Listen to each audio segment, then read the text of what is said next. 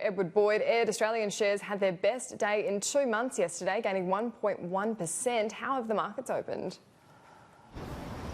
Annalise, unfortunately, share markets have opened quite substantially lower this morning. Aussie stocks are down 1.5%. So yeah, we made some really good gains yesterday, our best day in 2 months, and today we've erased all of those gains just in the first half hour of trading. This is all due to the coronavirus and the fears that it's going to be having, the impact that it's having on our economy and on the global economy. Overnight on Wall Street, they lost 4% in value, a very steep drop. And that was due to the number of cases in America growing to 164 people. So American investors hit the panic button and really started selling off shares. In particular, cruise ship companies and airlines in the States got hit really hard. For example, Carnival Corporation, Royal Caribbean Cruises and Norwegian Cruise Line all lost more than 12% in value last night. American Airlines and United Airlines lost more than 10% in value overnight, which is a pretty huge loss.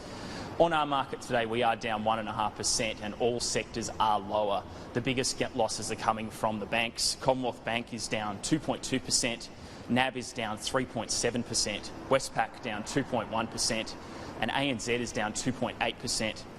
But gold, people are buying gold. The gold price has gone up 2% today, and people buy gold in times of crisis. It's a safe haven stock. It's a good thing to buy at times like today. So because of that, Newcrest Mining today is one of the positive stocks on the market. It's up 2.5%.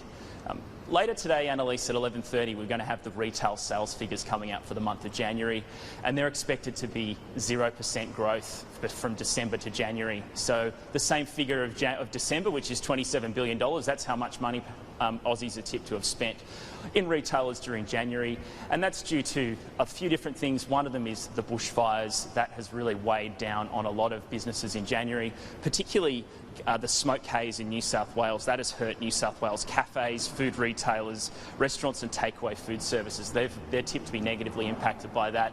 So we're expecting a pretty soft economic numbers coming out at 11:30 for retail sales, and a pretty poor day today on the stock market, Annalise. Well, I think I've been doing my part with retail. Hopefully everyone else has too. Ed Boyd, thank you for the update. We'll look forward to those retail figures later this morning.